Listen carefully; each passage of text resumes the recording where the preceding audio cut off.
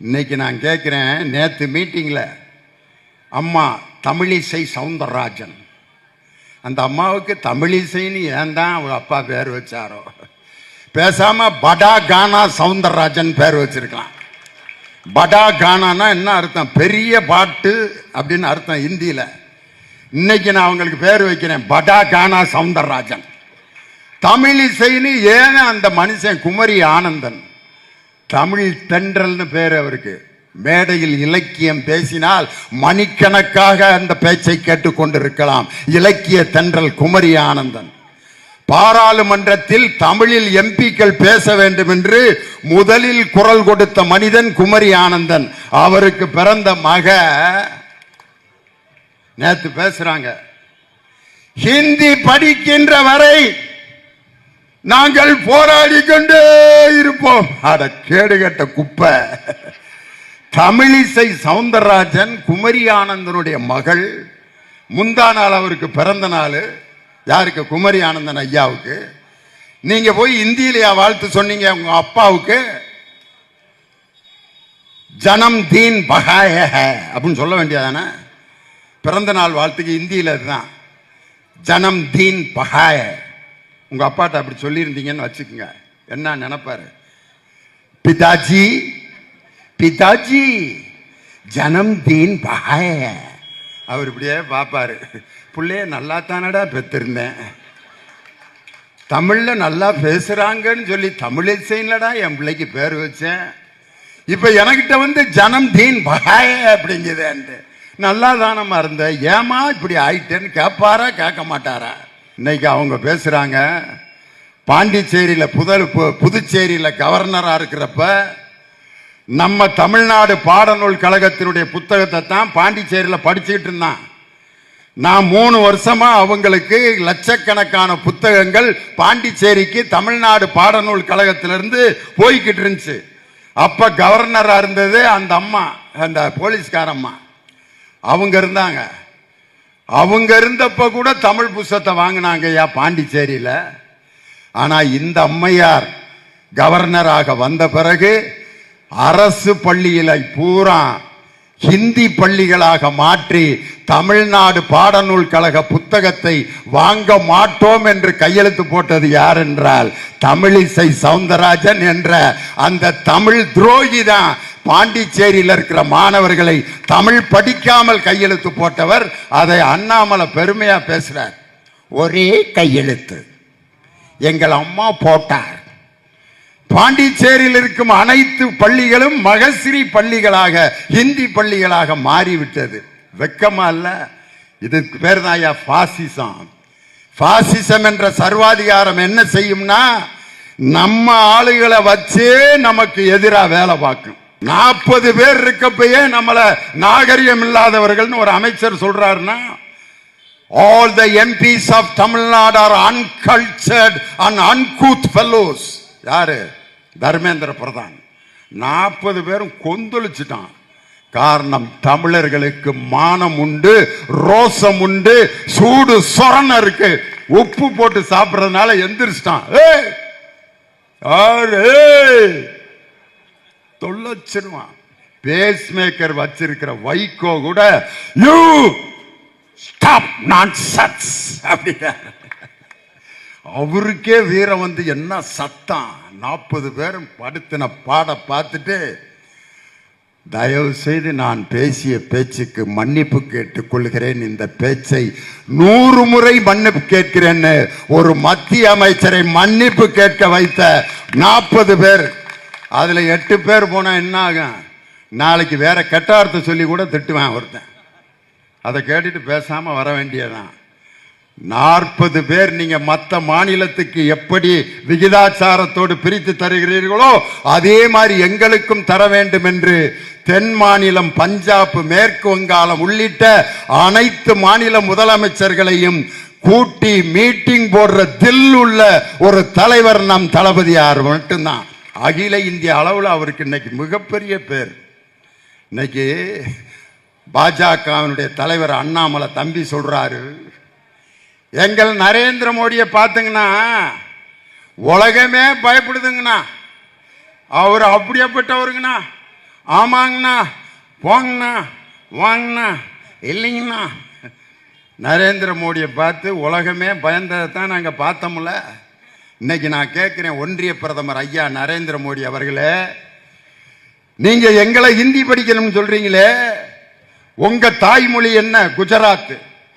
அந்த மொழியில நீங்க ஏன் பேச மாட்டேங்கிறீங்க? உங்கள் தாய்மொழியையே உங்களை பேச விடாமல் உங்களை தடுத்து வைத்திருப்பது ஹிந்தி என்ற அரக்கன். உங்க மொழியவே நீங்க பேச முடியலையே. குஜராத் மொழி என்ன ஆச்சு? சரி, அமெரிக்க அதிபர் ட்ரம்ப், அவரை போய் பார்க்க போறீங்களே, ஹிந்தியில போய் பேசுவீங்க அவருக்கு? அவர்கிட்ட இங்கிலீஷில் பேசினாலே புரியாது அவருக்கு. ஏன்னா அமெரிக்காக்காரங்க எப்படி இங்கிலீஷ் பேசுவாங்கன்னு தெரியும். ட்ரம்ப் எப்படி பேசுவார் பார்த்துருக்கீங்களா?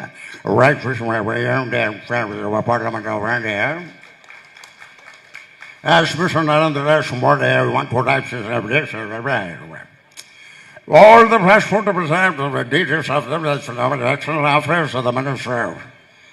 மோடி இந்த இப்படியே வாயை பார்த்துட்டே இருக்க வேண்டியதுதான். நரேந்திர மோடியும் ட்ரம்ப் அவர்களும் உட்கார்ந்து இருக்கிறப்ப பின்னால 2 பேர் இருப்பாங்க. யார் தெரியுமா அவங்க? ட்ரம்ப் பேசுற இங்கிலீஷ இந்தியில டிரான்ஸ்லேட் பண்றதுக்கு ஒரு ஆள் உட்கார்ந்து இருப்பேன். ட்ரம்ப் பேசுவாரு, அவன் கேட்டு நரேந்திர மோடிட்ட ஹிந்தியில சொல்லுவான். நம்ம நாட்டில் இருக்கக்கூடியவர்கள் பாஸ்போர்ட் இல்லாமல் இங்கே நிறைய பேர் குடியிருக்கிறார்கள், அதை பற்றி என்ன செய்யலாம் அப்படின்னு கேட்கிறாருங்க அப்படின்னு ஹிந்தியில சொல்லுவார். ஒன்னே நரேந்திர மோடி ஹிந்தியில சொல்லுவாரு, அதை ட்ரம்ப் கிட்ட Narendra Modi details of the passport. இன்னைக்கு நான் கேட்கிறேன், ட்ரம்ப் கிட்ட போய் ஹிந்தியில பேச வேண்டியதான? அங்க உங்களுக்கு ஆங்கிலம் தேவைப்படுகிறது. ஆனா எங்களை மட்டும் ஆங்கிலம் படிக்காத ஹிந்திங்கிற 3ஆம் மொழியை படிச்சு நாசமா போங்கடான்னு சொல்வது என்னையா அநியாயம் இல்லையா? இன்னைக்கு நரேந்திர மோடியை பார்த்து இந்திய உலகமே பயப்படுதுன்னாரு. நம்ம இந்தியர்கள் அங்க தவறுதலா தங்கியிருந்தவனை எப்படியா கூட்டிட்டு வந்தாங்க?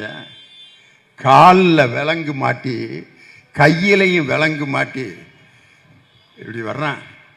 வெக்கமா இல்ல? ஒன்றிய பிரதமர் நரேந்திர மோடியை கேட்கிறேன், நம்ம நாட்டினுடைய தவறு செய்தவர்களை காலிலும் கையிலும் விலங்கு மாட்டி ட்ரம்ப் அனுப்பி வைக்கிறாரு. வெட்கமில்லாமல் அவரிடம் அமர்ந்து நீங்கள் பேசிக் கொண்டிருந்தீர்கள். ஆனால் இன்னொரு நாட்டில் நாங்க பிளைட் அனுப்பி எங்க மக்களை நான் கூட்டுக்கிறேன், நீ விலங்கு போட்டு அனுப்ப வேண்டாம்டான்னு சொரணை உள்ள இன்னொரு நாடு ட்ரம்ப் கிட்ட சொன்னுச்சு. நரேந்திர மோடி நம்ம மக்கள் எப்படி வந்தாங்கன்னு டிவியில காமிச்சாங்க, பாத்தீங்களா? கேவலமா இல்ல? இன்று நான் கேட்கிறேன், இந்த கூட்டத்தில் இருக்கவங்க எல்லாரும் 3ஆவது மொழி ஹிந்தியை படிக்கணுங்கிறீங்க. ஹிந்தி மேல நமக்கு என்னையா வெறுப்பு? ஹிந்திக்காரங்களை நம்ம வெறுக்கல, ஹிந்தி மொழியையும் வெறுக்கல. எனக்கெல்லாம் ஹிந்தி ரொம்ப பிடிக்கும். ஹிந்தி பாட்டு எப்படி பாடுவேன் தெரியுமா? நான்லாம் ஹிந்தி பாட்டு பாடி அவ்வளவு கைதட்டு வாங்கியிருக்கேன். मेरे सपनों की रानी कब आएगी तू, आए रुत मस्तानी कब आएगी तू. ஹிந்தி தெரியாது, ஆனா பாடுறேன். चुरा लिया है तुमने जो दिल को, नगर नगे सुराना सनम. मैं शायर तो नहीं मगर ऐसी जब से देखा मैंने तुझको मुझको शायरी आ गई. ஹிந்தி தெரியாது, பாடுறேன். ஹிந்தி பாட்டையோ ஹிந்தி மக்களையோ ஹிந்தி மொழியையோ வெறுக்கவில்லை. ஆனால் எங்களை நீங்கள் கட்டாயம் ஹிந்தி படிக்கணும்னா தமிழ் மொழி அது 3ஆம் தர மொழியாக போய்விடும் என்பதற்காகத்தான் ஹிந்தியை எங்கள் மீது திணிக்காதீர்கள்னு நம்ம சொல்றோம். பஸ்ல ஏறி உட்காருவான். முதல்ல சீட்ல யாருமே இல்லை, வெறும் பஸ். எங்க போய் உட்காருவோம் நம்ம? ஒரு பஸ்ல வெறும் பஸ். எந்த சீட்டை பிடிப்போம்? யோசனை பண்ணி பாருங்க. எல்லாம் ஓரத்திலேயே தான் உட்காருவோம். ஏன் ஓரத்தில் உட்காடுறோம்? யாரு பஞ்சாயத்தும் இருக்காது. ஒரு பக்கம் அப்படி வேடிக்கை பார்த்துக்கிட்டு காத்து எல்லாம் வரும். அதுக்கடுத்து வர்றவன் எங்க உட்காருவான் தெரியுமா? சென்டரில் உட்காருவான். இந்த ஓரத்தில் உட்காருவான். சென்டர் மட்டும் காலியாகவே இருக்கும். ஏன் தெரியுமா? அந்த சென்டரில் உட்காந்துருக்கவன இந்த 2 பேரும் கொலை அத்துருவாங்க. இந்த நடுவில் உட்காருவான் ஒருத்தன். இவன் தலை முழுதும் சொலன்னு எண்ணெயை தேய்ச்சிட்டு வந்து தூங்கி நச்சுன்னு இப்படி கழுத்தில் விழுவான். எப்படி இருக்கு அவனுக்கு? டேய் எந்திரா, சாரி பிரதர். சில பேர் தூங்கி சலுவாயெல்லாம் ஒழுக விட்டுருக்கான் என் மேலே. இன்னொருத்தன் இந்த பக்கம் அவனை திட்டிக்கிட்டு இருக்கேன், மடியில் படுத்துட்டான் ஒருத்தன் இந்த பக்கம் அங்கிட்டு இருக்கவன். அந்த நடுவில் நான் பட்ட பாடு. நின்றுக்கிட்டாவது வந்துடலாம்டா, நடுவில் உட்கார வேணாம்டான்ட்டு. இந்த 3 சீட்டில் 2 பேர் சந்தோஷமா உட்காந்துருக்கிறப்ப தண்டி ஒரு ஆள் நடுவில் வந்து உட்கார்ந்தான்னா இந்த 2 ஓரத்தில் இருக்கவனும் ஒருத்தன் கீழே விழுவான், இன்னொருத்தன் அந்த பக்கம் நசுங்கி ஒன்றும் இல்லாமல் போயிடுவான். இதைத்தான் நம்ம சொல்கிறோம். ஒரு 3 சீட்டு உட்கார்ற இடத்துல 2 பேர் நல்லா உட்கார்ந்துருக்கிறப்ப 3ஆவதா ஒரு தடியை வந்து உட்கார்ந்தா அந்த ஓரத்தில் இருக்கவன் எப்படி கீழே விழுவானோ அது போலதான் 2 மொழி, ஆங்கிலம் தமிழ் என்ற மொழி நமக்கு 2 போதும். உலகம் முழுவதும் நம்ம போய் அறிவை விரிவு செய்யலாம்யா. இசைஞானி இளையராஜாக்கு ஹிந்தி தெரியுமா? சமஸ்கிருதம் தெரியுமா? சமஸ்கிருத பாட்டு அப்படி பாடுவார் இசைஞானி இளையராஜா. பார்த்துருக்கீங்களா? அது என்ன, தாய் மூகாம்பிகை படத்தில் ஒரு சமஸ்கிருதம் பாட்டு பாடுவார். சிவசத்யாயித்தோ அதி பிரபவித்தும் சத்த பிரபவித்தும்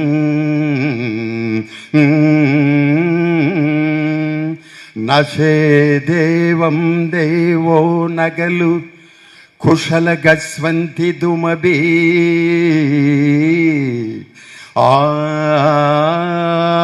ஆதஸ்வாம் ஆராத்யாம் ஹரிஹர விரிஞ்சாதி பிரவி பிரணந்தும் ஸ்தோத்தும் வா கதமகிருத புண்ணியக பிரபவதி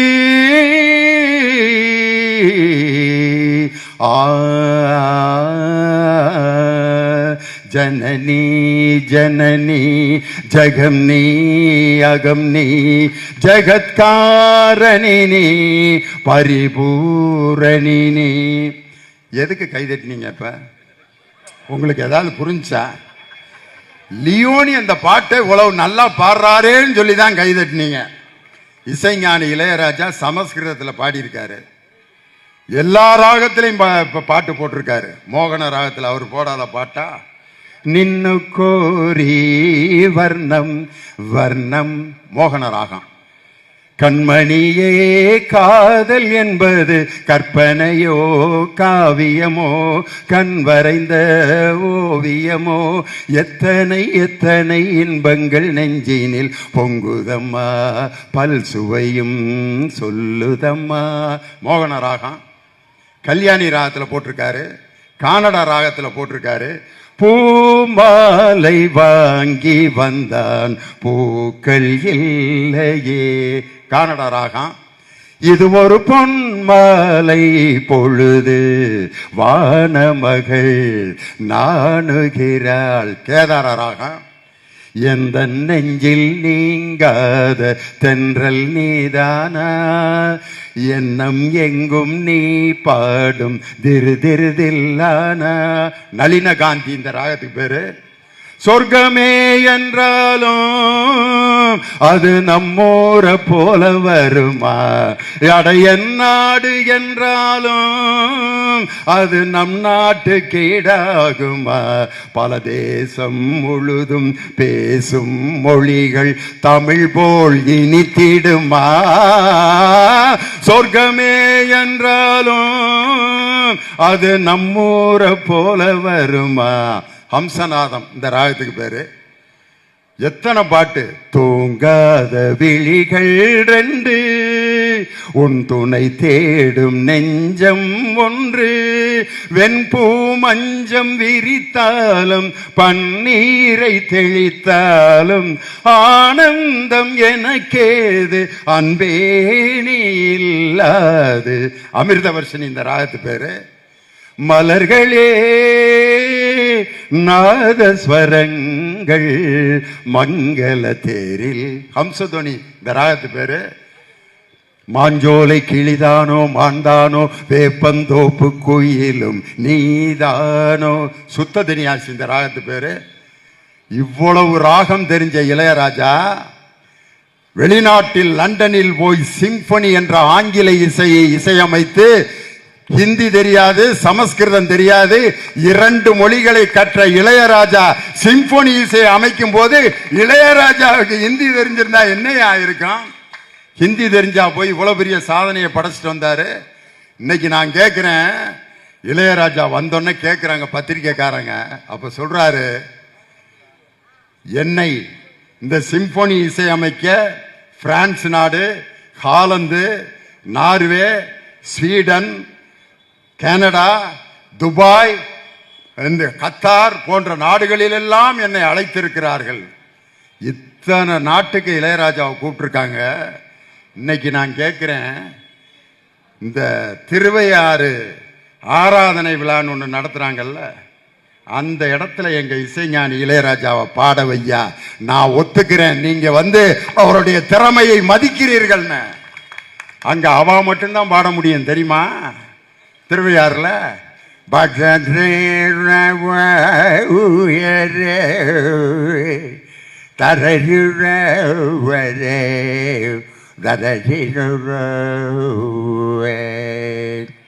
இவங்க தான் பாட முடியும். அங்க தண்டபாணி தேசிகர்னு ஒருத்தர் போய், என்னப்பன் அல்லவா என் தாயும் அல்லவா பொன்னப்பன் அல்லவா பொன்னம்பலத்தவான் பாடினாருன்ட்டு அவர் இறங்கின பிறகு மேடையை கழுவி விட்டு அந்த தீட்டாயிருச்சுன்ட்டு அந்த மேடையை சுத்தம் பண்ணாங்க. இன்னைக்கு இளையராஜாவை அந்த மேடையில் பாட வைங்க, நான் ஒத்துக்கிறேன். இது மதத்துக்கு எதிராக நான் பேசவில்லை. ஜாதிய அந்த துவேஷத்தை ஒழிக்க வேண்டும், அந்த ஜாதிய அடக்குமுறையை ஒழிக்க வேண்டும். இதற்கு பெயர்தான் சனாதனம். இந்த சனாதனம் ஒழிய வேண்டும் என்று இந்தியாவில் முதல் குரல் கொடுத்தவர் என் தம்பி உதயநிதி ஸ்டாலின். ஜாதினால ஒருத்தனை ஒதுக்காதரான்ட்டு. பாலக்காடு மணியையர்னு ஒருத்தர் மிருதங்கம் வாசிப்பார். அவருக்கு மிருதங்கம் செஞ்சு கொடுக்கிறது யார் தெரியுமா? தஞ்சாவூர்ல செபாஸ்டின் அப்படின்ற ஒரு குடும்பம் தான் இன்னைக்கு வரைக்கும் அந்த மிருதங்கத்தை சுருதி மாறாம செஞ்சு கொடுப்பாங்க. டிங் டிங் டிங் ச டிங் ரீ டிங் க டிங். அவனுக்கு இசைஞானம் இல்லாட்டி அந்த மிருதங்கத்தை அவனால செய்ய முடியுமா? ஆனா அவன் அந்த மேடைக்கு வர முடியாது. மிருதங்கம் செய்து கொடுப்பவர் அந்த மேடைக்கு வர முடியாது. உலகம் முழுவதும் சாதனை செய்த இசைஞானி இளையராஜா அந்த மேடைக்கு வர முடியாது என்றால், இந்த ஜாதியம் ஒழிய வேண்டும் என்று குரல் கொடுத்த தந்தை பெரியாருடைய வழியில் இன்னைக்கு ஆட்சி நடத்தி கற்ப கிரகத்துக்கு பக்கத்தில் அனைத்து ஜாதியினரையும் அர்ச்சகராக்கி காட்டிய புரட்சி தலைவன், புரட்சி தளபதி நம் தலைவர் இல்லையா? இன்னைக்கு தோணுபுரீஸ்வரர் என்ற ஒரு கோயில்ல ஒரு பெண் ஓதுவாரா இன்னைக்கு பாட்டு பாடிக்கிட்டு இருக்காங்க. சாமிக்கு பக்கத்தில் உட்கார்ந்து சாமி ஒன்றும் சொல்லல. எல்லா ஜாதிக்காரங்களும் அர்ச்சனை பண்றாங்க. எந்த சாமியாவது வெளியே போடா அப்படின்னு எந்த சாமியாவது சொல்லுச்சா? இறைவனுக்கு முன்னால் அனைவரும் சமம் என்ற சமத்துவத்திற்காக கட்சியும் ஆட்சியும் நடத்தி கொண்டிருக்கக்கூடிய ஒரே தலைவர் நம் தளபதி மு.க. ஸ்டாலின் என்ற தலைவர். மேடையில் ஒரு கச்சேரி நடந்துட்டு இருக்கு. பாட்டு பாடிக்கிட்டு இருக்காரு ஒருத்தர். பாட்டு பாட பாட கூட்டம் எந்திரிச்சு போயிட்டே இருக்கு. அந்த ஆள் ஐயோ நல்லா பாடுறோம், இப்படி கிளம்புறாங்களே என்னடா பண்றதுன்னு ஒரு ஐடியா பண்ணான். மதுரை அரசாளும் மீனாட்சி அப்படின்னா மதுரைக்காரன் பூரா உட்காந்துட்டான். நம்ம ஊரை பத்தி பாடுறாரா? மதுரையை பற்றி பாடிய அண்ணன் அவர்களுக்கு 100 ரூபாய் அன்பளிப்பு. பாடகர் முடிவு பண்ணிட்டான், ஒவ்வொரு ஊரா பாடினோம்னா வசூல் பண்ணிடலாம்டான்ட்டு தஞ்சாவூர் மண்ணை எடுத்து தாமிரபரணி, தஞ்சாவூர்காரெல்லாம் உட்காந்து அண்ணன் அவர்களுக்கு தஞ்சாவூரை பற்றி பாடியதற்காக 200 ரூபாய் அன்பளிப்பாக கொடுக்கிறோம்னா. அதுக்கப்புறம் அடுத்த ஊர் சேலங்கட்டி மாம்பழமே திண்டுக்கல் பலாப்பழமே. சேலத்துக்காரன்னு திண்டுக்கல்காரன் ஆளுக்கு 500 ரூபா கொடுத்தான். எங்கள் ஊரை பற்றி பாடிய அண்ணன் அவர்களுக்கு அப்படின்னு கொடுத்துக்கிட்டே இருந்தான். கூட்டத்துக்குள்ள ஒரு பாம்பேக்காரன் உட்காந்துருந்தான், மகாராஷ்டிராக்காரன். அவன் நம்ம ஊரை பற்றி பாட வைப்போம்டான்ட்டு பாம்பே பாம்பே பாடிட்டு இருந்தவருக்கு பாம்பேன்னு ஒரு பாட்டு கூட தெரியலையே, எப்பட்றா பாடுறது? பாம்பே அப்படின்ட்டு ஒரு பாட்டு ஆரம்பிச்சான் பாரு நம்பால.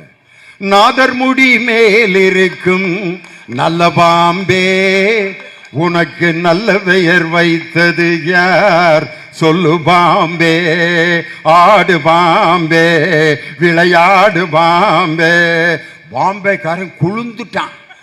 நம்ம ஊரை பத்தி 5 தடவை பாடினான்ட்டு 10,000 ரூபா கொடுத்துருக்கேன் அவன்கிட்ட. நம்ம ஆள் எப்படியாப்பட்ட ஆள் பத்தியா? பழைய சோறும் களியும் கேப்பக்களியும் சாப்பிட்ட தமிழன் எப்பையும் புத்திசாலி. அவன் யாரை எப்படி பேசுவது, அவர்களிடம் எப்படி நடந்து கொள்ற நாகரிகத்தை உலகத்திற்கே கற்றுக் கொடுத்தவர்கள் தமிழர்கள். 5000 ஆண்டுகளுக்கு முன்பே இரும்பின் பயனை இந்த உலகத்திற்கு காட்டியவன் தமிழன். முதலில் அச்சாக வெளிவந்த நூல் எது தெரியுமா? பிரிண்டிங். அச்சாக வெளிவந்த முதல் புத்தகம் எது தெரியுமா? உலகத்திலேயே முதலில் அச்சான புத்தகம் தம்பிரான் வணக்கம் என்ற தமிழ் நூல் தான் உலகத்திலே ஃபர்ஸ்ட் அச்சானதியா. எங்க? தரங்கம்பாடிங்கிற ஊர்ல சீகன் பால்கு அப்படிங்கிறவரு முதல்ல அச்சாக வெளிவந்த நூல் தம்பிரான் வணக்கம்.